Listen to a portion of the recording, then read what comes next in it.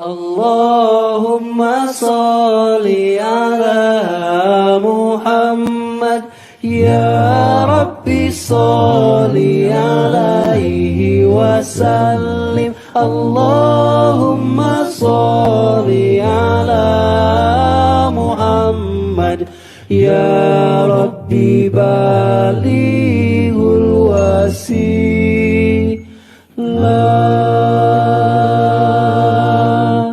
Allahumma salli wa sallim ala Sayyidina wa maulana Muhammad, adada ma fi ilmillahi salatan daimatan bidawami mulkillahi. Ya Allah, curahkan rahmat dan keselamatan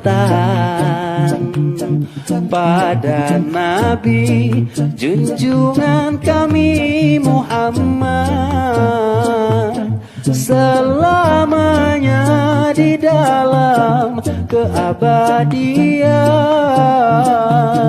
kekekalan kerajaanmu ya Allah. Ya Allah, please shower your blessing and your salvation to the Prophet Muhammad, who we all adore. May he always be under your sovereignty. May he forever be under your love and care. Ya Allah, paringono rahmat lan keselamatan kagem Nabi junjungan kula Muhammad, salamini pun wonten ing keselamatan, salamini pun diwelasi Gusti Allah. Allahumma salli wa sallim ala Sayyidina wa maulana Muhammad, adada ma fi ilmillahi salatan daimatan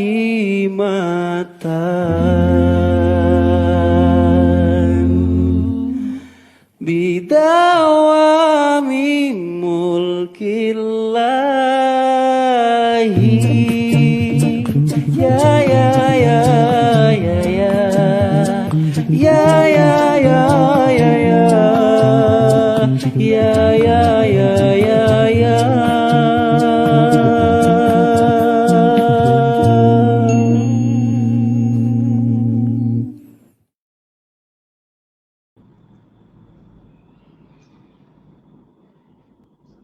Astaghfirullahalazim, astaghfirullahalazim, astaghfirullahalazim, alladzi la ilaha illa huwal hayyul qayyum wa atubu ilaih. Assalamualaikum warahmatullahi wabarakatuh. Alhamdulillah, alhamdulillahi rabbil alamin, wassalatu wassalamu ala asyrafil anbiya'i wal mursalin wa ala alihi wa sahbihi ajmain, amma ba'du. Qalu subhanaka la ilma lana illa ma 'allamtana innaka antal alimul hakim. Rabbi shrah li sadri wa yassir li amri wahlul 'uqdatam min lisani yafqahu qawli, amma ba'du. Apa khabar anda semua? Apa khabar anda semua? Selamat malam, salam sejahtera saya ucapkan kepada anda semua. Mudah-mudahan anda semua sihat walafiat bersama keluarga tersayang di rumah. Mudah-mudahan anda semua sudah selesai menunaikan solat Isyak pada malam ni, insya-Allah.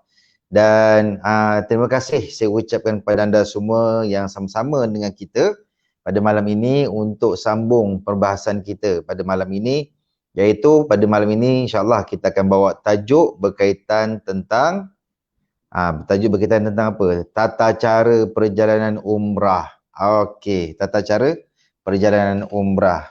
Baik. Sebelum tu bantu saya share video ni. Bantu saya share video ni dan jangan lupa tekan button love kat bawah. Supaya kita nak orang semua dapat sama-sama manfaat apa yang kita belajar pada hari ni. Kita tak nak makan seorang-seorang. Kita nak semua dapat manfaat. Apa yang kita dapat hari ini dan kita boleh kongsikan kepada orang. Sebab tu saya galakkan anda semua teruskan perkongsian, share video ni di semua grup komuniti masing-masing ataupun di Facebook masing-masing. Bantu saya share video ni sebab tajuk malam ini adalah antara yang sangat-sangat penting. Sangat-sangat penting kita nak bawa tajuk pada malam ni, insya-Allah. Baik. Muslimin muslimat ibu ayah yang saya kasihi sekalian, pertama sekali saya nak ucapkan terima kasih kepada pihak sahalun.com kerana menjadikan tempat ini seperti biasalah kita masih lagi menggunakan ditaja tempat ni oleh sahalun.com, dan juga kita ucapkan juga terima kasih kepada pihak Intisar kerana terlibat dalam menerbitkan video kita pada malam ni. Facebook kita, teknikal ni dia dua orang ni yang buat ni, iaitu Ustaz Qamar daripada kumpulan Nasyid Intisar. Baik, jadi siapa yang ada bersama dengan saya, kita tengok. Terima kasih banyak-banyak kepada yang share video ni. Terima kasih banyak-banyak. Saya nak tengok siapa yang bersama dengan saya. Terima kasih. Tekan button love banyak-banyak. Okey. Boleh perkenalkan diri. Kalau nak perkenalkan diri lagi bagus. Letak beritahu nama siapa daripada mana. Jadi kita boleh saling kenal mengenali dalam ni. Saya pun nak tahu juga siapakah peserta-peserta yang join pada malam ni. Okey, mungkin kepada anda yang ada yang baru first time, yang baru join kita punya program pada malam ni. Jadi, saya suka nak ingatkan semula siapakah saya sebenarnya. Nama saya Saufi Kamaluddin. Saya merupakan founder Umrah Sinar dan juga guru pengurusan umrah. Dan kepakaran saya adalah membantu ibu bapa anda menunaikan umrah dengan cara yang betul dan selamat supaya mereka lebih yakin dan lebih tenang mengerjakan ibadah umrah di Tanah Suci Mekah, insya-Allah. Itu adalah kepakaran kami. Dan itu juga adalah amanat yang guru saya beritahu. Bila kita bawa jemaah, kita jangan aniaya jemaah. Kalau kita tahu, kita jawab tahu. Kalau tak tahu, kena jawab tak tahu. Jangan kita pandai-pandai. Kesian, banyak kes kita jumpa yang mana jemaah dapat input yang salah. Yang salah, bukan daripada orang lain pun, kadang-kadang daripada mutawif dia sendiri. Yang menyebabkan umrah mereka ni sebenarnya tak sah. Sampai dekat kampung baru perasan, oh umrah aku tak sah rupanya sebab dia salah dapat nasihat daripada pembimbing dia sendiri. Banyak kes. Sangat-sangat banyak kita jumpa kes macam tu. Baik. Muslimin dan muslimat yang saya kasih sekalian, jom marilah kita teruskan perbahasan kita pada malam ni. Terima kasih Tuan Nazami Tai pun ada, Ustaz Huzairi guru kita pun ada. Kita ada sesuatu yang menarik, nanti saya akan maklumkan di penghujung video. Ada satu perkara yang menarik yang saya nak beritahu nanti. Di penghujung rancangan nanti kita akan beritahu apa dia. Waalaikumsalam Ustaz. Okey. Baik, muslimin dan muslimat yang saya kasih sekalian. Allahumma salli wa sallim ala sayyidina Muhammad bi'adadi man shalla alaihi wa salli wa sallim ala sayyidina Muhammad bi'adadi man lam yusalli alaihi. Waalaikumsalam Tuan Razak Syahid. Nanti insyaAllah Tuan Razak ni kita boleh jumpa Tuan Razak. Tuan Razak pun duduk kat Batu Pahat tak silap saya. Nanti insyaAllah kita boleh jumpa, kita ngeteh kat Batu Pahat. Okey. Okay. Baik, jom. Kita pergi ke slide berkenaan tentang apa? Perkara sunat selepas kita berniat ihram umrah. Kita nak pergi kat situ. Selepas kita berniat ihram umrah, saya nak kena tengok dekat skrin sebenarnya. Kalau saya tak tengok dekat skrin, boleh saya nak tengok dekat handphone saya ni. Takut ada yang komen saya tak dapat nak baca. Jadi saya terpaksa guna skrin, insyaAllah. Saya cuba. Okay. Di skrin ni jadi dia kecil, saya cuba besarkan. Baru nampak sikit. Baik, muslimin dan muslimat, ibu ayah yang saya kasih sekalian.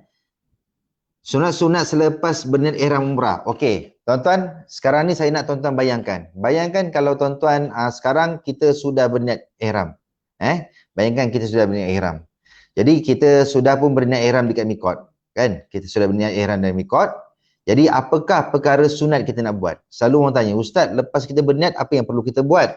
Ada tak amalan-amalan sunat yang kita kena buat selepas berniat? Ya, ada.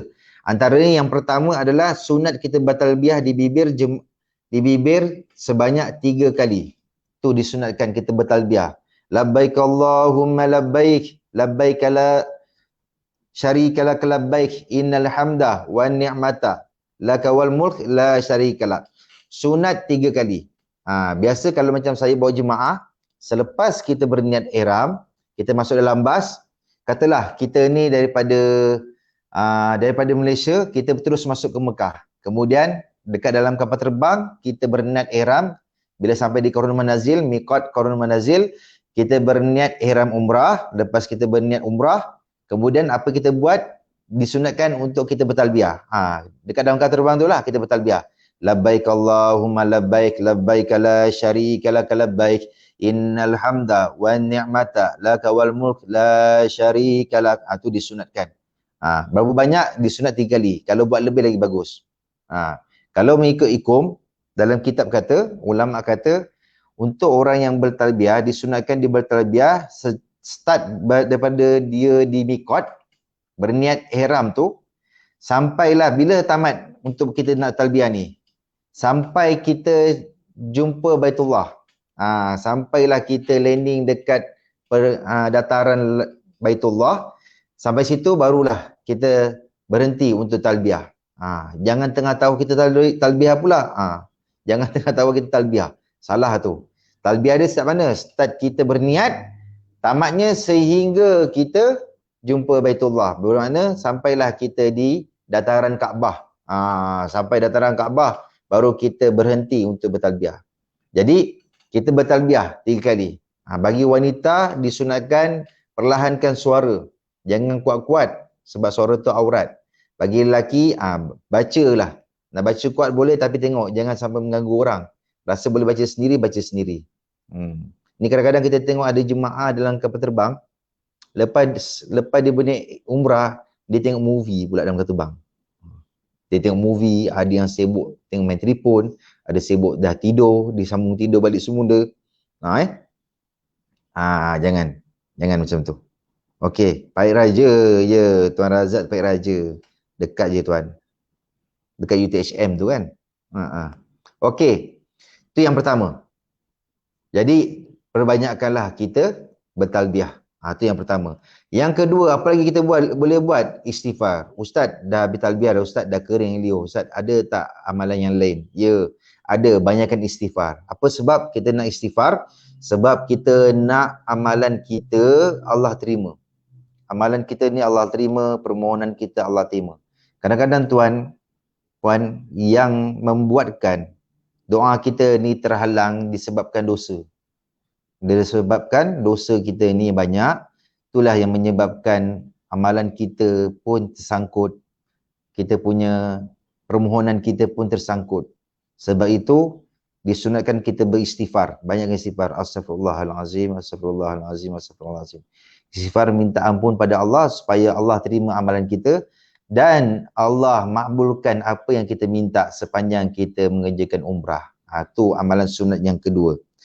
Waalaikumsalam Tuan Aisamuddin. Tuan Aisamuddin ni lah penaja kita, penaja tempat kita sekarang ni. Owner, founder kepada sahlun.com. Sahlun.com. Terima kasih. Salam. Bila nak datang ni? Nunggu juga Tuan Aisam ni. Dah lama tak ngetih. Ni saya walaupun saya duduk dekat tempat dia ni tuan-tuan. Bukan bermakna saya jumpa dia, tak ada pun dekat rumah ni. Dia sibuk dengan urusan klien dia kan. Dia sebab dia menguruskan, dia lawyer, dia banyak menguruskan harta pencarian, faraid, menguruskan macam-macam lah yang berkenaan dengan lawyer ni. Jadi insyaAllah pada malam ni mungkin saya akan berjumpa dengan dia malam ni insyaAllah. Okey, tuan-tuan, kita sambung lagi. Itu yang kedua. Baik. Yang ketiga, selawat. Perbanyakkan kita selawat. Allahumma salli ala sayyidina Muhammad wa ala ali sayyidina Muhammad. Banyakkan selawat. Allahumma salli ala Muhammad. Tuan-tuan, inilah malam-malam kalau tuan-tuan nak buat. Jangan buat benda lain. ni dia sibuk dengan WhatsApp. Dia sibuk jawab customer punya WhatsApp pun payah juga. Kan jenis businessman, maklumlah businessman kan. Sampai sana tetap ada orang order barang, ada order barang. Perbanyakkanlah selawat, perbanyakkan selawat. Inilah masa yang kita ada. Kita kan dah bertahun simpan duit banyak-banyak. Kita simpan bertahun-tahun. Keinginan kita ni daripada kita kecil lagi kita nak pergi umrah. Jadi inilah peluang yang kita ada. Gunalah sebaik mungkin masa yang ada tu dalam sepanjang kita nak buat umrah tu. Banyakkan kita istighfar, banyakkan kita selawat. Kemudian apa lagi yang kita boleh buat adalah berdoa kepada Allah agar dijauhkan dari sebarang gangguan iblis dan syaitan, serta dipermudahkan segala urusan untuk mengerjakan ibadah umrah. Doa pada Allah, ya Allah, a'udzubillahi minasyaitonirrajim, jauhkan aku daripada gangguan iblis dan syaitan, daripada sifat was-was. Kadang-kadang takut iblis ni dia bisik was-was. Tengah tawaf-tawaf kita ingat 5, rupanya dah 6. 5 ke 6, 5 ke 6. Tu sebab was-was lah tu. Was-was. Itu normal. Sebab syaitan dia akan kacau. Sebab tu minta doa banyak-banyak. Doa banyak-banyak, mudah-mudahan Allah jauhkan kita daripada gangguan iblis dan syaitan, dan mudah-mudahan Allah permudahkan perjalanan kita nak mengerjakan ibadah umrah selepas tu. Okey. Kemudian seterusnya, apabila jemaah sudah berniat ihram, lepas niat, maka amat penting untuk jaga kesemua 13 pantang larang semasa berada dalam ihram. Jadi tuan-tuan kena ingat, bila kita dah start kita niat, sahaja aku mengerjakan umrah dan berihram dengannya kerana Allah Ta'ala. Kita dah bermula niat dalam hati. Bila kita start kita berniat, saat itulah kita terikat dengan 13 pantang larang ihram. Tu dah bermula dah. Jadi apa saja berlaku, kita kena je berhati-hati, kita kena jaga. Sebab apa? Sebab kadang-kadang ada juga jemaah yang lalai, yang cuai, yang terlupa. Itu biasa. Sebab apa? Kadang-kadang perkara 13 pantang larang ni adalah perkara yang biasa kita buat.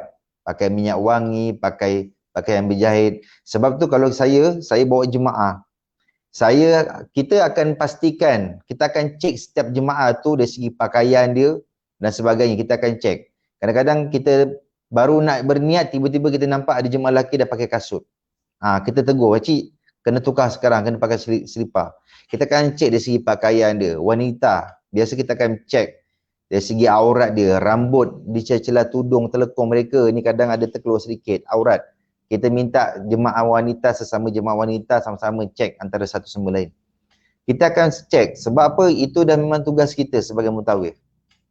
Dan mutawif yang ada dalam grup ni, yang menonton pada malam ni, saya suka berpesan pada tuan-tuan mutawif, pengurus, petugas, termasuklah diri saya sendiri, anda kena sentiasa semak jemaah anda setiap rukun.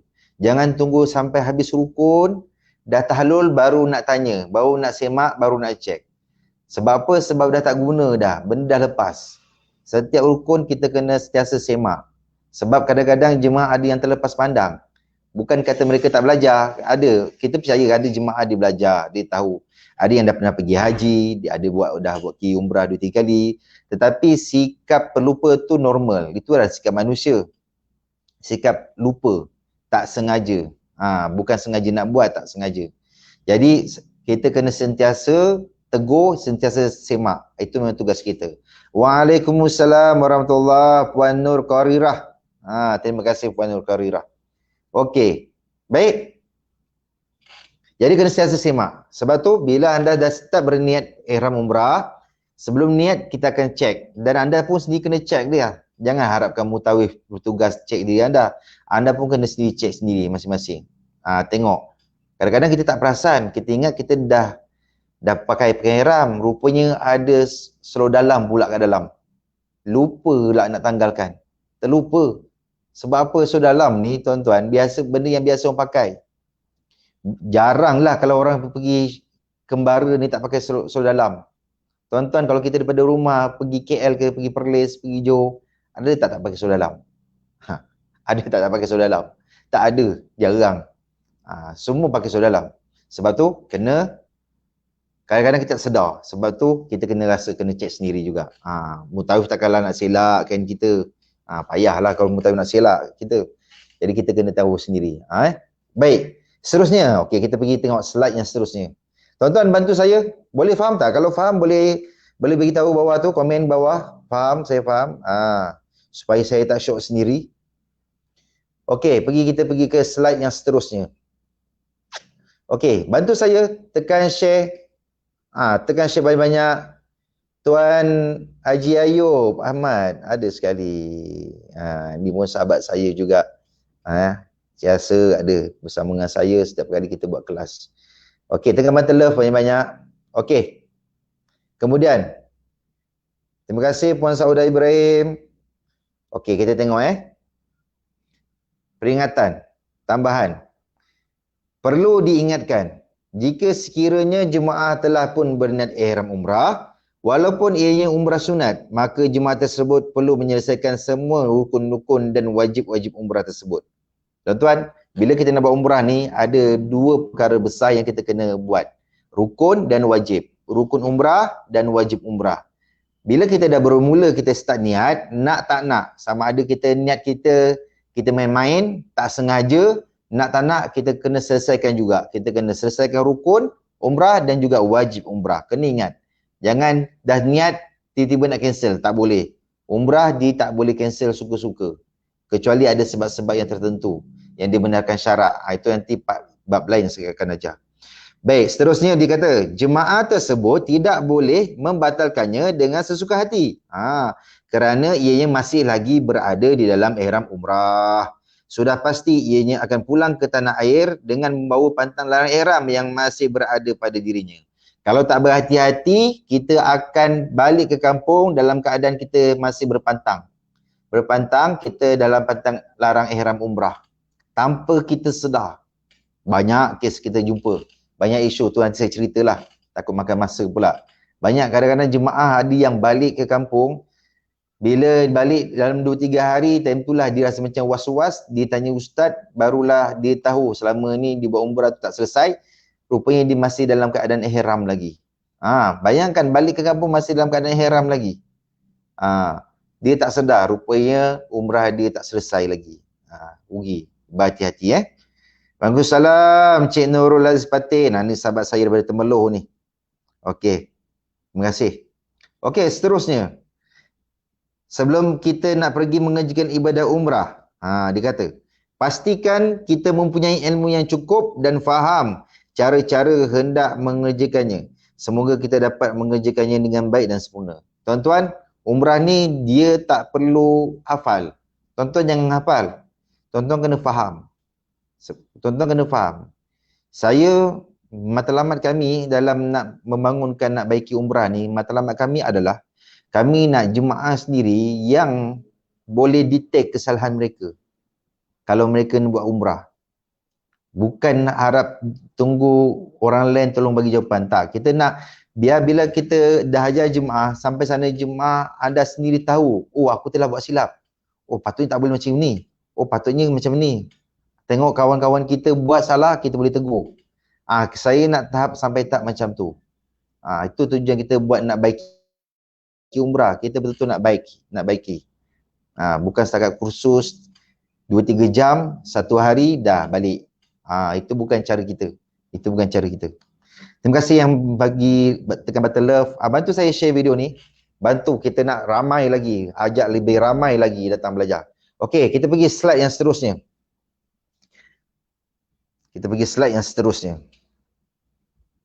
Okey. Ada soalan? Kalau ada soalan boleh tanya di bawah ni.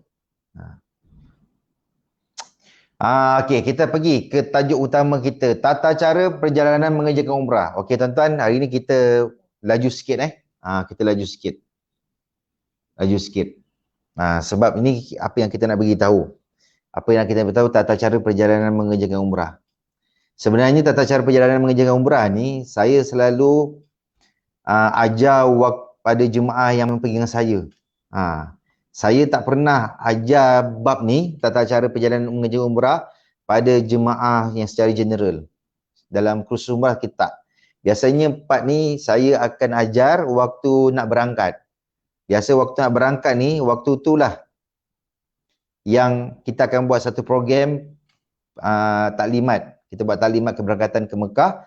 Ini yang kita ajar. Biasanya bab ni lah baru saya akan masuk. Jadi tuan-tuan perempuan semua sebenarnya tuan-tuan adalah special sikit kita bagi malam ni. Kita bagi special sikit malam ni, saya nak kongsikan juga. Jadi inilah tata cara perjalanan mengerjakan umrah. Sama ada tuan-tuan pergi dengan travel lain ataupun pergi dengan saya ke, siapa-siapa juga, tak kisah, tak ada masalah. Dan inilah yang cara yang betul, yang selamat, yang mana kita akan ajar. SOP. Inilah SOP dia nak buat.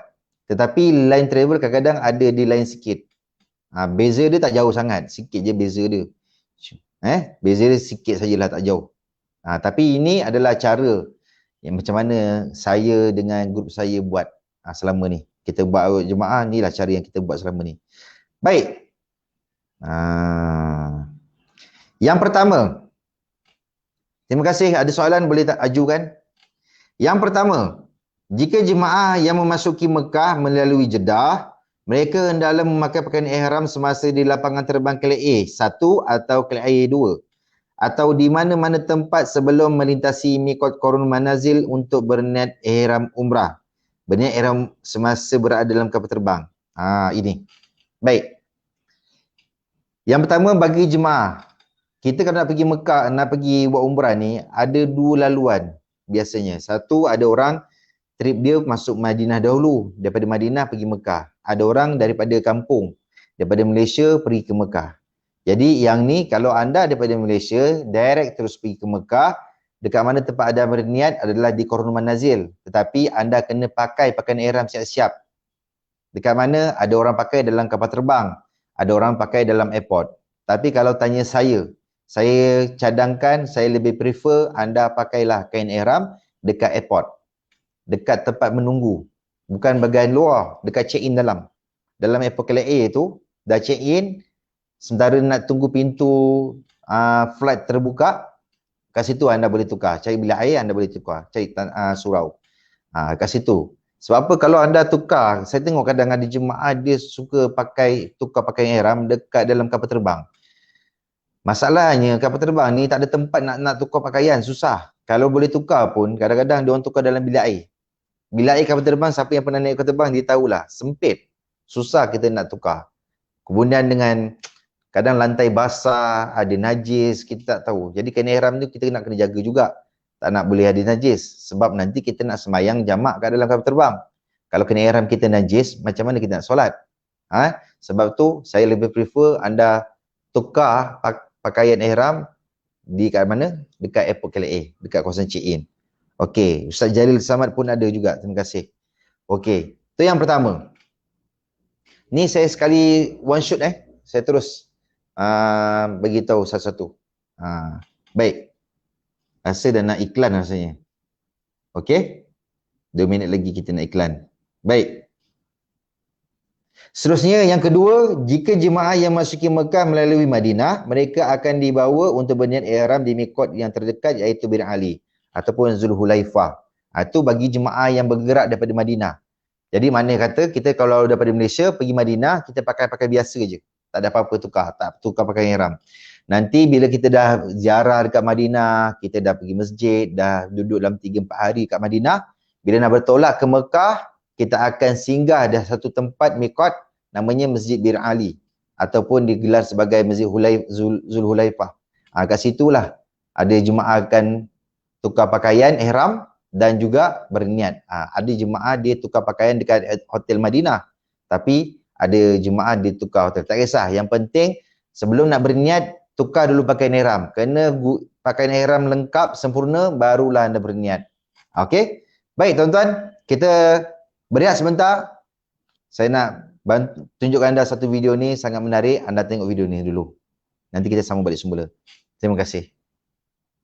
Labbaik Allahumma labbaik, labbaik la. Apa yang perlu kita buat jika kita baru sampai di Madinah ataupun di Mekah? Yang pertama adalah anda perlu beli SIM card. Itu yang penting sebab di sana kita banyak berhubung melalui telefon. Jadi bila sampai sana pastikan cari masa yang terluang untuk anda beli SIM card di Mekah ataupun di Madinah. Dan yang kedua pula, apa yang perlu anda buat adalah anda dapatkan kad hotel ataupun anda boleh ambil gambar pintu hotel dengan signboard hotel sekali, supaya kalau anda pergi ke mana-mana, anda tak tahu jalan atau anda tersesat, anda boleh tunjukkan pada orang di situ, ataupun anda boleh tunjuk gambar yang anda telah ambil, supaya mereka boleh tunjuk anda jalan pulang ke hotel anda. Itu dua tips pastikan anda perlu buat bila mana anda sampai di Masjidil Haram ataupun Madinah Munawwarah. والملك لا شريك له.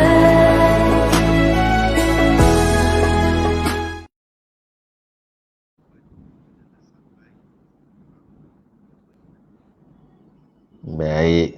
Okey. Terima kasih. Itu tadi perkongsian tentang tips. Dua tips apabila anda sampai dekat Mekah maupun Madinah. Tu ada tips lah kita bagi saya kongsikan. Tu kalau nak tahu dekat mana saya berada masa saya bagi tips tu, saya berada di Kashmir pada tahun lepas. Alhamdulillah. Sampai juga dah lama nak pergi Kashmir. Dulu masa kecil-kecil ingat kita tengok cerita Hindustan, Hrithik Roshan. Tajuknya Mission Kashmir. Saya ingat lagi Mission Kashmir. Jadi akhirnya dapat. Bila kita tengok Mission Kashmir tu teringin. Oh, cantik juga tempat ni. Teringin nak pergi. Alhamdulillah sampai juga. Okey, terima kasih yang tengah Battle Love. Bantu saya share lagi. Bantu saya share lagi. Atau ada, jangan lupa kalau anda lagi bagus, copy link. Video ni boleh copy link.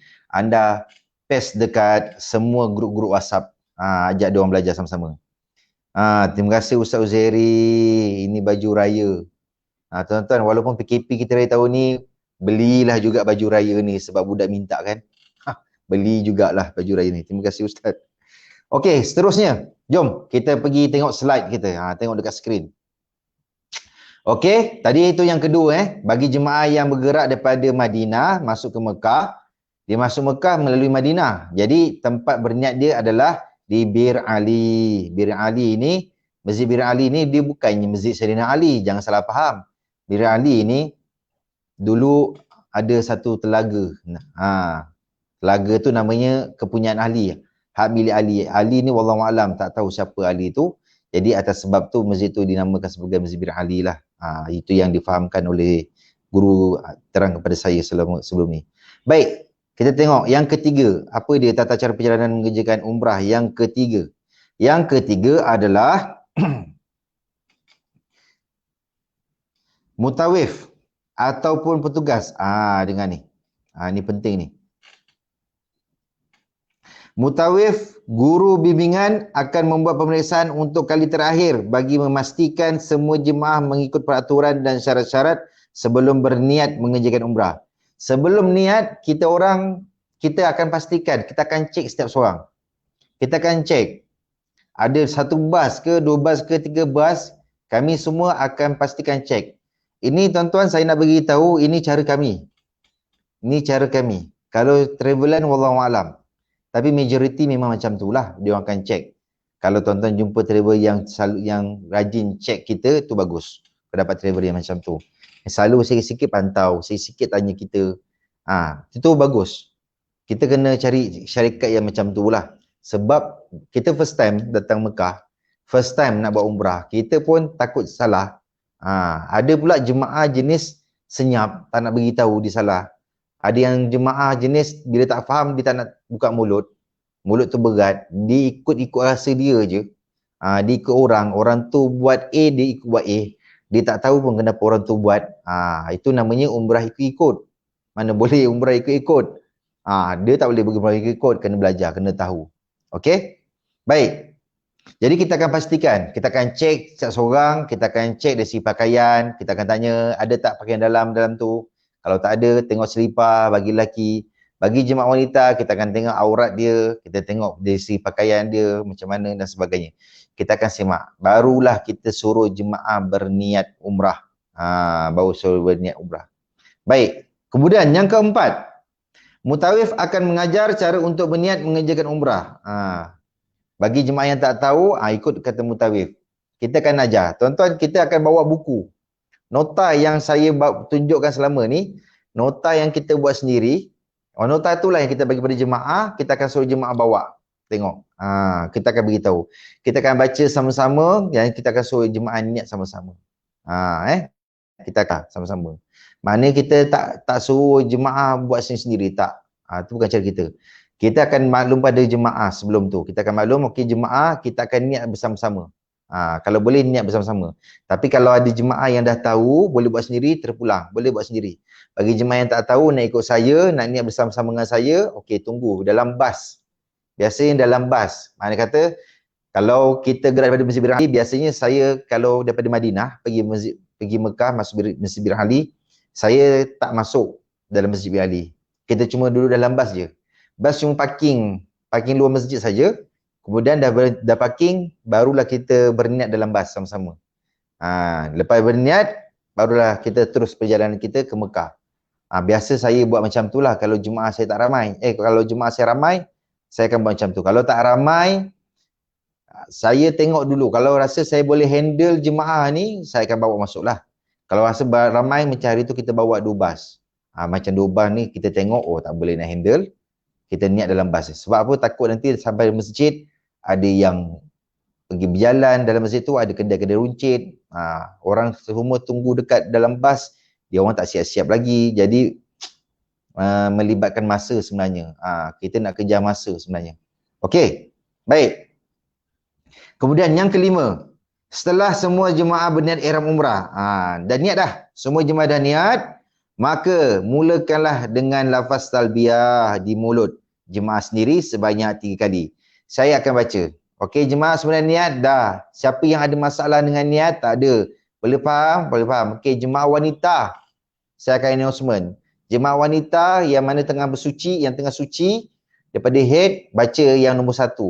Yang mana tengah head, baca nombor 2. Yang lelaki, baca nombor 3. Biasa saya akan ajar macam tu. Jadi bagi jemaah yang first time, saya sarankan niat umrah biasa saja. Yang pertama kali masuk. Yang buat umrah wajib. Yang buat umrah wajib, dia baca niat umrah biasa. Kat situ kita dah beritahulah, biasa jemaah dah faham. Dia kena baca ayat yang ayat niat umrah yang mana 1. Baik. Lepas tu, habis kita berniat, barulah saya akan baca talbiyah. Labbaik Allahumma labbaik. Jemaah pun ikut. Labbaik Allahumma labbaik. Labbaik la syarika lak labbaik. Jemaah pula ikut. Labbaik la syarika lak labbaik. Sampailah habis. Saya akan baca. Bas pun mulalah berjalan. Saya akan baca. Sampailah lebih 3 kali kita baca. Barulah saya akan suruh jemaah baca sendiri masing-masing. Hanya untuk kita jangan sini dengar. Jadi ada jemaah mula, ada yang nak baca talbiyah, ada dah mula nak istighfar, ada yang nak mula nak rehat, mungkin ada yang dah penat nak tidur dan sebagainya. Time tu lah buat hal masing-masing. Okey. Seterusnya yang ke-6. Dah kejap Okey, yang ke-6. Tengok yang ke-6. Yang ke-6, apabila semua jemaah sudah berniat, maka yang paling penting untuk dijaga ialah meninggalkan larangan semasa dalam ihram umrah. Itu yang paling penting. Bila dah berniat, satulah kena jaga pantang larang. Minyak wangi dah tak boleh pakai. Dah tak boleh pakai pakaian berjahit. Wanita jangan tutup muka. Lelaki jangan dah sibuk tutup kepala. Nanti saya akan ajar dalam bab seterusnya tentang pantang larang ihram. Okey, itulah antara pantang larang ihram. Start kita berniat, dah stop. Saat itulah, dia tak boleh lewat sesaat. Saat kita dah berniat tu, saat itulah automatik kita dah terikat dengan pantang larang ihram. Kena hati-hati. Kena hati-hati. Yang ke-7, banyakkan bertalbiyah. Bagi jemaah wanita, jaga suara supaya tidak terlalu kuat didengar. Baca. Untuk dengar, kalau nak baca wanita, tinggal sendiri je dengar. Tinggal sendiri je dengar. Baca talbiyah. Kemudian yang ke-8, apabila sudah letih, jemaah bolehlah berehat, tidur atau sebagainya. Sebaiknya jangan buang masa dan banyakkanlah berdoa kepada Allah agar dipermudahkan segala urusan serta selamat di dalam perjalanan menuju ke Tanah Suci Mekah untuk mengerjakan umrah. Banyakkan bertalbiyah, berzikir dan berdoa. Banyakkan bertalbiyah. Janganlah time tu sibuk main Facebook, main telefon, lepas tu berborak-borak. Banyakkan kita berdoa sebab kita tak tahu risiko apa yang berlaku yang Allah nak uji kita kat sana nanti. Jadi kita minta, ya Allah, kau permudahkanlah urusan kami semua. Janganlah doa untuk diri sendiri. Doalah satu bas. Ini doa diri sendiri. Janganlah kedekut.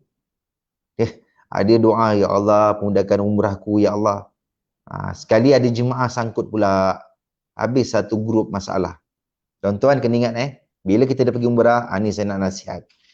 Bila kita pergi umrah, dalam grup, kalau satu buat masalah, yang lain akan sangkut. Tu saya nak bagi tahu. Kalau seorang buat problem, buat masalah, yang lain akan sangkut. Kalau seorang lambat, tak jaga masa, tak disiplin dengan masa, kita kata pukul 7 turun, dia pukul 8 baru dia turun, percayalah satu grup akan ada masalah. Sebab tu jangan. Sebab tu kita pergi umrah ni memang by group, berkumpulan. Memang ibadah kita nafsi-nafsi, ibadah kita fardu ain sendiri-sendiri.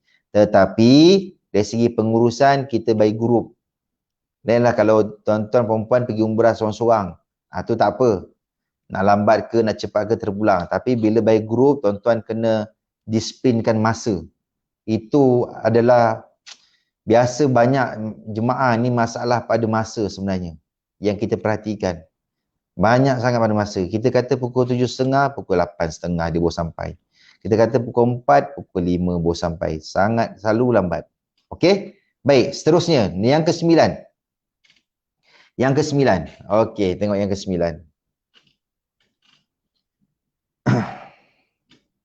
Bas akan berhenti di separuh jalan untuk urusan jemaah berehat, makan atau minum, solat jamak kasar dan sebagainya. Tapi ingat, jemaah kena jaga pantang larang ihram. Baik, perjalanan kita, katalah kita daripada Jeddah, kita nak pergi ke Mekah, memakan masa lebih kurang dalam 4 ke 5 jam. Dalam perjalanan tu, driver bas biasa kita akan berhenti sekali dekat perhentian R&R. Dekat situlah jemaah berhenti untuk solat jamak, nak buang air, nak makan, minum dan sebagainya. Walau bagaimanapun tuan-tuan kalau berehat kat situ, pastikan kena jaga pantang larang. Kena jaga kesucian. Kain ihram kita ni kalau masuk bilik air jangan sampai seret. Kena angkat. Sebab itulah solat pakaian yang kita nak buat solat. Kalau pakaian ihram kita najis, susah, tak sah kita buat solat. Okey? Yang ke-10, sebelum turun dari bas ataupun kapal terbang, ni atau kapal terbang, Jeddah lah. Pastikan barang jemaah diperiksa agar selamat. Sebelum turun daripada bas atau kapal terbang, kena cek. Jangan sampai barang tertinggal. Kita pernah ada kes juga sebelum ni. Okey. Faham tak setakat ni? Saya nak tengok siapa yang faham setakat ni. Kita ada satu isu ni, kes jemaah ni, dalam kapal terbang, dalam flight daripada Malaysia nak pergi ke Mekah, pasport biasa kita akan bagi pada jemaah. Kan? Kita start mula bagi pada jemaah start dekat airport. Airport KLIA kita dah bagi pasport. Dan kita akan kutip balik semasa dalam bas. Contoh kalau kita sampai kat Jeddah, bas dah sampai, dalam bas saya akan kutip balik semua pasport. Sebab kita tak akan benarkan jemaah pegang pasport masing-masing. Biar kami yang pegangkan. Kalau kata hilang ke ceceh, boleh tuju kat kami je. Susah Jadi macam tu. Jadi jemaah ni dalam kapal terbang dia pegang pasport. Dan jadi dalam kapal terbang ni mereka ni bosan, tak tahu nak buat apa. Kena pula kalau ada jemaah dia naik flight yang tak ada TV. Saya pernah kena masa cuti sekolah 2018, saya naik flight TV tak ada. Oh bosan. Bosan juga. Walaupun dia banyak zikir, banyak doa kan. Kurang-kurang adalah TV tu kadang kita nak dengar Quran, kadang-kadang kita nak baca buku dalam TV tu dan sebagainya. Jadi jemaah ni, ada pakcik ni, dia tak tahu nak buat apa, dia baca pasport dia sendiri. Dia baca. Dia ambil pasport dia, dia baca. Apa yang dia pun saya tak tahu. Dia telek, dia baca pasport dia. Habis pasport dia baca tu, dia letak dekat poket seat depan. Sampai dekat Jeddah, dia terus keluar, pasport tinggal dalam kapal terbang. Sebab tu saya pesan, pasport jangan pegang. Jangan pegang kat tangan, letak dalam beg masing-masing. Kita kan dia bagi slim bag, letak dalam beg masing-masing. Jangan jadikan pasport sebagai bahan bacaan. Takut kita terlupa. Takut terlupa. Lepas tu letak balik dalam beg, slim bag, dia letak dekat poket seat depan. Nasib baik sempatlah patah balik, ambil balik pasport. Kalau tak boleh nak masuk Mekah. Okey? Tak lepas immigration. Baik, alhamdulillah. Terima kasih Ustaz Qamar. Okey, siapa ada masalah? Siapa ada soalan nak tanya? Kalau tak ada, kita teruskan. Okey, yang ke-11. Kita teruskan ya. Ke-11. Bagi jemaah yang mengambil ubat-ubatan peribadi, sila makan mengikut jadual yang telah ditetapkan. Siapa yang ada makan ubat, pastikan ubat sentiasa kena bawa. Bagi ubat cecair yang tak lebih pada 150 liter ml. 150 ml kalau tak lebih, boleh kita bawa naik ke atas. Kalau banyak sangat ubat tu, biasa tak lepas. Tapi sekarang ni kadang-kadang dia bagi lepas. Kadang-kadang dia bagi lepas. Okey? Baik. Ubat kena jaga. Kena sentiasa makan. Kita pergi mana pun kena sentiasa makan. Kena pastikan jadual makan ubat tu. Kita tak nak ada masalah kat sana nanti. Kemudian yang ke-12, jemaah dinasihatkan sentiasa berada di dalam satu kumpulan agar tidak sesat dan hilang. Dalam kena ada satu grup. Kadang-kadang ada jemaah dia nak pergi toilet. Sampai dekat airport, dia nak pergi toilet, dia tak beritahu mutawif. Dia tak beritahu kawan-kawan dia. Jadi bila kita cari, tak tahu dia kat mana. Nak cari, tak tahu kat mana. Sebab tu, tuan-tuan, terutamanya wanita, saya nasihat pada wanita, nak pergi mana-mana. Walaupun anda akan sampai kat Mekah, anda nak pergi shopping, sekurang-kurangnya bawalah 2 orang. Jangan pergi seorang-seorang. Sebab takut-takut nanti sesat tak jumpa jalan. Sebab tu nasihat saya, kalau nak pergi mana-mana, maklumkan. Kita biasanya kita ada buat dalam grup WhatsApp. Grup WhatsApp. Saya selalu pesan pada jemaah, sama ada yang ada WhatsApp, tak ada WhatsApp. Kena ada WhatsApp juga. Ada jemaah, ni dia pasangan suami isteri, kadang-kadang satu telefon je ada. Suami dia je yang ada telefon, bini tak ada telefon. Jadi bila hilang, masuk masjid, tak jumpa. Masing-masing tak jumpa. Ni cari laki tak jumpa, cari bini tak jumpa. Sebab tu saya pesan, nasihat pada jemaah. Kalau pergi pasangan, pastikan masing-masing ada telefon sendiri. Jangan berkongsi. Jangan kongsi. Nanti susah kami nak bagi maklumat. Susah pasangan anda nak cari anda nanti. Sebab tu masing-masing kena ada seorang satu telefon. Kena ada WhatsApp. Kena ada sebab biasanya dalam grup kita akan bagi WhatsApp. Kita akan kongsikan apa maklumat terkini, esok apa aktiviti, kalau kita ada penambahan ke program terbaru, ataupun ada batalkan program ke dan sebagainya, kita semua akan info dalam WhatsApp. Kita dah tak macam dulu. Dulu orang buat umrah, dulu telefon WhatsApp tak ada. Jadi mutawif ni banyak pergi kat pintu bilik. Pergi kat bilik-bilik jemaah, beritahu maklumat terbaru. Nak update maklumat, pergi ke bilik-bilik jemaah. Itu dulu. Sekarang kita dah ada teknologi canggih. Jadi pastikan semua, bagi saya jemaah wajib kena ada WhatsApp masing-masing. Supaya mudah pengurusan dan mudah kita nak berkomunikasi. Okey. Yang ke-13. Sentiasa peka dan ambil berat mengenai rakan saudara sentiasa bersama sesuatu dalam bas. Kena peka. Jangan kita asobiah. Jangan kita buat hal sendiri. Jangan kita berpuak-puak. Saya tak suka. Kalau ada jemaah saya berpuak-puak, memang saya akan tegur. Jangan berpuak-puak. Makan dekat keluarga, makan keluarga dia sendiri. Nak berjalan pergi masjid pun keluarga dia sendiri. Duduk kat lobi pun keluarga sendiri. Jalan-jalan keluarga sendiri. Jangan. Dalam bas pun dia group dengan family dia je. Dia tak bertegur dengan orang lain. Tuan-tuan, nasihat saya jangan. Sebab apa? Kalau kita ada masalah, siapa yang boleh bantu kita nanti? Saya selalu pesan pada jemaah. Dekat Mekah kita tak ada siapa-siapa. Itulah bapak kita, itulah mak kita. Kita tak ada siapa-siapa. Jadi kalau kita ada masalah, mereka ni lah yang akan bantu kita nanti. Mereka ni lah yang akan bantu kita. Sebab tu jangan sombong, jangan buat hal sendiri. Jangan buat hal sendiri. Okey, slide yang seterusnya. Okey, tengok slide yang seterusnya. Kita ada lagi 3 minit untuk kita nak bagi laluan iklan. Wah, dah 48 minit Okey. Okay, saya laju sikit Kita laju sikit sebelum kita nak pergi iklan. Pastikan jemaah dapat mengecam bas mana yang dinaiki atau turun setiap kali dia bila berhenti, rehat atau pergi aktiviti ziarah semasa di Madinah ataupun di Mekah. Tuan-tuan dekat sana, kalau kita naik bas, tuan-tuan jangan tengok nombor plate. Sebab bas kat sana lebih kurang macam sama. Tuan-tuan kena tengok tagging. Kita ada buat tagging dekat cermin depan bas.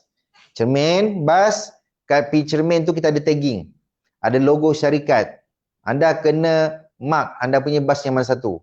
Jangan bila anda nak time ziarah, nak patah balik ke bas, cari bas tak jumpa. Lupa bas yang mana satu. Sebab tu kena peka dengan tagging bas. Sebab bas kat sana lebih kurang sama. Lebih kurang sama. Jangan tengok nombor plate. Tengok tagging yang syarikat dah letak dekat cermin bas. Okey. Kemudian yang ke-15, sila ikut arahan yang disampaikan oleh pihak petugas agar ianya dapat memudahkan segala urusan kita mengerjakan ibadah dengan baik dan sempurna. Ini adalah rule yang pertama. Saya selalu pesan pada jemaah, nak pergi umrah, rules yang pertama adalah ikut kata mutawif walaupun kita pernah pergi sebelum ni. Ustaz, saya biasa pergi Ustaz, saya dah 5 kali pergi umrah, saya tahulah nak buat macam mana. Ada jemaah macam tu, dia sombong dengan kita. Dia cerita dia dah banyak kali. Oh, saya dulu pergi dengan syarikat ni, tak ada pun buat macam ni. Dulu syarikat buat macam ni, baik buat ikut macam tu. Saya kata, tuan-tuan, kalau tuan-tuan ikut cara lama, syarikat lama, tuan-tuan pergi dengan syarikat lama. Ni cara kita dan syarikat kita. Kalau bila kita masuk kandang kambing, mengembik. Jadi bila tuan-tuan dulu, syarikat lama, tu cara mereka. Jadi bila tuan-tuan masuk dekat travel yang lain, tuan-tuan kena follow travel yang lain punya cara. Jangan ikut cara diorang. Nanti sebab apa? Kalau tuan-tuan ubah plan kita, perancangan kita, takut yang lain semua akan hancur. Sebab kita dah set up. Setiap jemaah yang kita bawa, sebelum program tu nak berjalan, kita dah set up siap-siap. Lepas ni nak buat apa, lepas ni nak buat apa, lepas ni nak buat apa. Tiba kalau ada jemaah dia ubah program kita. Berterabur semua program kita. Sebab tu jangan ubah. Dan yang ke-16, jika ada sebarang masalah, sila maklum kepada pihak petugas dengan segera. Ada masalah, sila maklumkan dengan petugas dengan segera.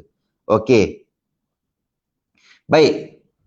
Ada satu slide lagi. Ada satu slide. Jom kita pergi slide seterusnya. Yang terakhir. Tengok slide yang terakhir. Yang ke-17. Ada yang ke-17.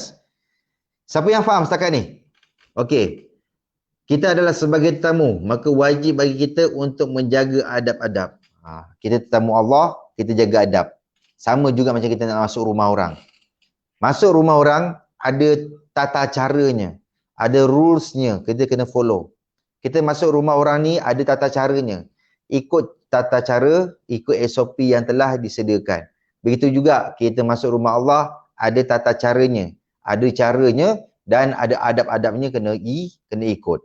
Yang ke-18, ingat, kita semua adalah bakal tetamu Allah, maka kita kena redha dan sabar dengan apa jua dugaan dan ujian yang Allah berikan pada kita. Allah nak sambut dan layan kita macam mana pun, kita tak tahu. Jadi banyakkanlah beristighfar, mohon ampun kepada Allah, agar segala cita-cita dan urusan kita di sepanjang perjalanan mengerjakan ibadah umrah ini dimudahkan sehingga kita semua pulang ke tanah air nanti.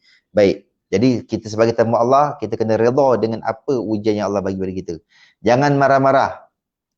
Tengok balik video yang pertama.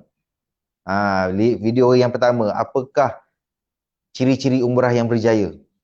Dia kena sabar. Jangan banyak-banyak marah. Kat sana nak marah, tak dapat yang tu, nak marah susah, macam-macam dia komplain. Makan tak sedap, jangan komplain. Itu pun ada isu juga kes pasal makan ni, nanti saya akan ceritakan. Dan yang terakhir sekali, kita kena jaga tingkah laku, perbuatan, percakapan dan hati kita sewaktu berada di dalam ihram umrah. Tak boleh melakukan perkara yang lara, bercakap kotor, mengumpat, mengutuk atau menyakiti hati orang lain dan sebagainya. Banyakkanlah bersabar. Itu saya pernah terangkan pada video yang pertama.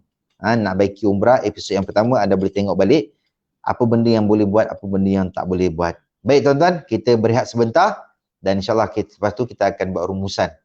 Okey, kita berehat sebentar. Saya Siti Wahiyah binti Salim berasal dari kampung Sungai Suluh, Batu Pahat. Ramadan tiba, Ramadan tiba, Ramadan tiba, marhaban ya. Pertama kali waktu saya akan kedua pergi, tapi pertama kali saya dapat melihat ke atas bumbung Masjidil Haram. Bersyukurnya saya pagi ini saya dapat masuk ke dalam Masjid Ismail dan solat di sana serta dapat mencium Kaabah dengan linangan air mata. Ya Allah, Masya Allah, hanya Tuhan yang tahu perasaan kita bila berada di situ dan tambah dapat memegang kain Kaabah. Masya Allah, hanya Tuhan yang besar nikmatnya. Sehingga sekarang bau belum hilang, melekat. Rasa kita tak ada basuh kan. Maka setakat ni dah 2 hari saya kat sini, Alhamdulillah nampaknya memang alhamdulillah lah, ada lontong, semalam dapat makan nasi hari, lepas tu malam tadi dapat pesak, dapat makan nasi campur, tahu labu lemak, masak lemak campur nas, sambal belacan itu ada semua.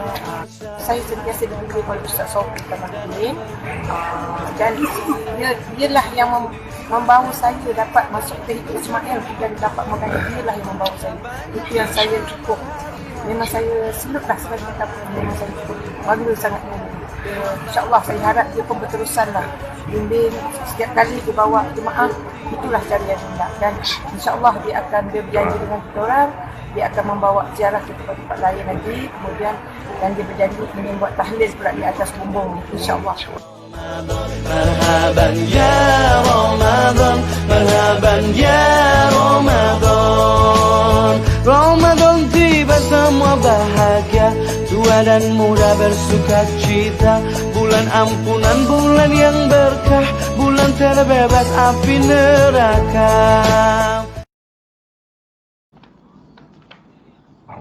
Okey. Baik, bismillahirrahmanirrahim. Terima kasih. Itu adalah jemaah saya. Kalau anda tengok tadi video tadi, jemaah saya masa bulan puasa tahun lepas. Bulan puasa tahun lepas. InsyaAllah. Seronok pergi umrah masa bulan puasa ni, memang seronok. Baik tuan-tuan, rumusan kita sebelum kita nak tamat, tengok masa pun dah nak mencemburui kita pada malam ni. Masa ni rasa macam pendek pula. Tata cara ni sepatutnya kena buat dua siri rasanya. Sebab banyak yang saya skip. Tapi tuan-tuan tak apa, jangan risau. Kita sebenarnya ada dua perkara yang saya nak beritahu. Yang pertama adalah insya-Allah untuk hari ini merupakan siri yang terakhir. Maksudnya musim pertama siri yang terakhir. Musim pertama siri yang terakhir, dan insya-Allah pada minggu hadapan hari Selasa jam 9.30 malam seperti biasa kita akan mula buat Q&A.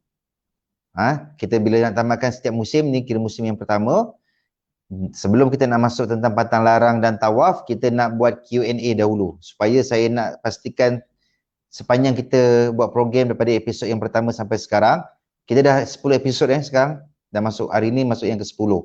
Saya nak pastikan sama ada tuan-tuan faham ke tak faham sepanjang tuan-tuan belajar. Jadi sebarang soalan yang tuan-tuan nak tanya, boleh tanya pada minggu hadapan. Kita akan buat Q&A, dan yang istimewanya kita jemput satu tetamu jemputan istimewa, iaitu Ustaz Huzairi dari Jom Kembara Penang. Dia sudi dan bersetuju untuk bersiaran bersama kita pada minggu hadapan hari Selasa jam 9.30 malam untuk menjawab sebarang semua persoalan tuan-tuan. Jadi kita akan buat Q&A, question and answer pada minggu hadapan 9.30. Kemudian selepas tu Hari Raya Haji. Hari Raya Haji kita akan rehat dulu. Mungkin kita akan rehat dalam seminggu. Minggu depan barulah kita akan mulakan balik pada musim yang kedua, iaitu dengan tajuk tentang pantang larang ihram umrah. Okey, itu yang pertama. Yang kedua adalah tuan-tuan, insya-Allah saya dengan Ustaz Huzairi kita bercadang nak buat satu kursus. Tuan-tuan yang mana tuan-tuan belajar kita secara online ni, dia bukan tak bagus secara online ni, bagus. Cuma kami tak dapat nak bagi lebih sebab kengkangan masa dan teknikal. Tuan-tuan mungkin saya percaya ada yang nak tanya dalam grup ni, segan, malu nak tanya. Jadi kami plan, kita cadang nak buat satu bengkel kursus umrah intensif secara offline. Di mana kita buat, kita nak buat dekat Muar insya-Allah pada bulan 10. Tarikh dia kita belum confirm lagi, tapi pada bulan 10 kita akan buat secara offline. Kursus umrah 2 hari. Daripada pagi sampai petang, 2 hari berturut-turut, kita buat di hotel, di kawasan Muar, ada makan minum, ada sedia kita bagi dengan praktikal sekali. Itu lagi lengkap. Kita nak lebih rapat. Kami nak rapat lebih dengan tuan-tuan dan puan-puan, dan bagi anda yang nak join, boleh PM di bawah.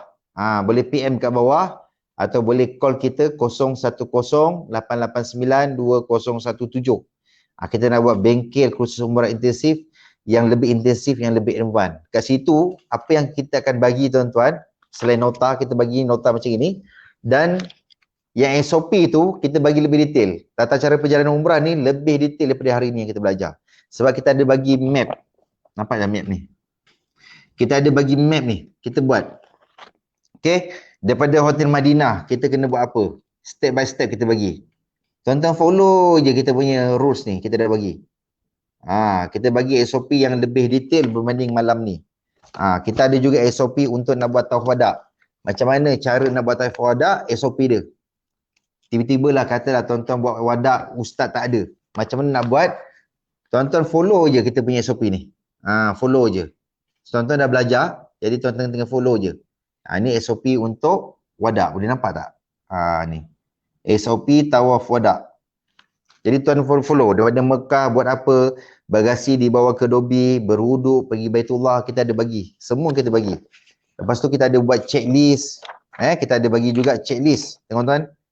Kita ada bagi checklist. Mana yang wajib, mana yang sunat. Kalau tuan-tuan dah buat, tuan-tuan boleh tick kat sini. Tick, tick, tick. Yang mana boleh dah buat. Supaya tuan-tuan tak lupa. Tengah buat umrah lupa. Aku dah buat ke belum? Aku dah buat ke belum? Nampak? Jadi kita bagi. Ini nota yang lengkap ni kita akan bagi di dalam bengkel khusus umrah intensif. Dan bagi tuan-tuan, tapi program ni kita tak ada non-stop Kita daripada pagi sampai petang, 2 hari berturut-turut, insya-Allah hari Sabtu dan Ahad kita buat pada bulan 10. Jadi kita dah mula buka pendaftaran, pendaftaran sebenarnya. Pendaftaran bagi anda yang nak join program kita bengkel umrah pada bulan 10 nanti, tuan-tuan dah boleh start lah buat perancangan daripada awal. Kita buat 2 hari di Muar. Dan insyaAllah saya menjemput juga pihak Intisor untuk datang. Mungkin pihak Intisor ada, kita akan jemput dia untuk menyanyi. Tuan-tuan carilah kursus umrah yang ada menyanyi. Tak ada. Nyanyi nasyid bukan dangdut. Nyanyi nasyid. Ada tak kursus umrah? Dia ada buat nyanyi nasyid? Tak ada. Kita buat. InsyaAllah. Siapa penyanyi nasyid adalah kumpulan Intisor. InsyaAllah kita akan jemput pada bulan 10 nanti. Jadi siapa yang berminat nak join, nak lebih dekat, kalau secara offline kan, tuan-tuan boleh tanya lebih dalam. Okey? Tuan-tuan boleh hubungi kami 010-889-2017, 010-889-2017. Jadi insyaAllah tu lebih detail kursus umrah ni. Okey? InsyaAllah. Terima kasih banyak-banyak. Yuran berapa? Yuran sebenarnya kita tak confirmkan, tapi kita bacaan kita yuran dalam 150, 150.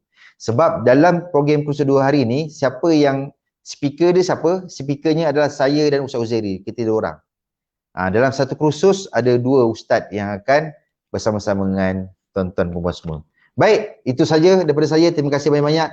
InsyaAllah kita jumpa lagi pada minggu hadapan, pada hari Selasa, jam 9.30 malam, dalam bab tajuk kita buat Q&A. Soal jawab berkaitan umrah. Itu saja. Okey, terima kasih banyak-banyak. Terima kasih banyak-banyak atas bantuan anda bersama dengan kami, bantu share-share. Saya doakan mudah-mudahan tuan-tuan dan sekeluarga dipermudahkan urusan, dimurahkan rezeki, dilapangkan jiwa, diberi kesihatan berpanjangan, dijauhkan daripada azab kubur dan api neraka, diberikan kefahaman nabi-nabi dan para mursalin. InsyaAllah, amin amin ya rabbal alamin. Terima kasih banyak-banyak. Terima kasih Ustaz Uzairi dan semua sahabat-sahabat dalam ni yang banyak yang selalu ada ni. Tuan Azmi pun sahabat saya, Ustaz Jalil ada, Cik Nurul pun ada, Sauda. Terima kasih semua. Terima kasih banyak-banyak. Itu sekian saja daripada saya. Wassalamualaikum warahmatullahi wabarakatuh. Saya Sofi Kamaluddin, founder Umrah Sinar, menyinari perjalanan umrah anda. Bye-bye.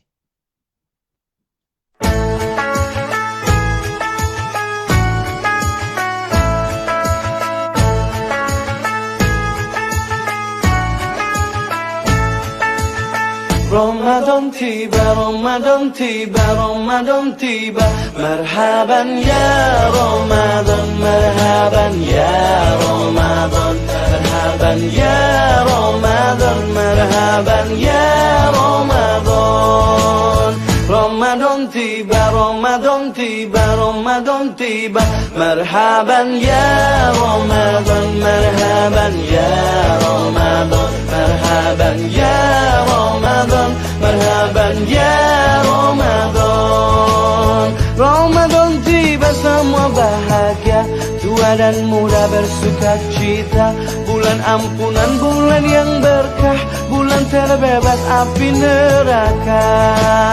Andaikan saja Ramadan semua bulan yang tiba, bulan yang ada, karena besarnya setiap pahala yang dijanjikan kepada kita.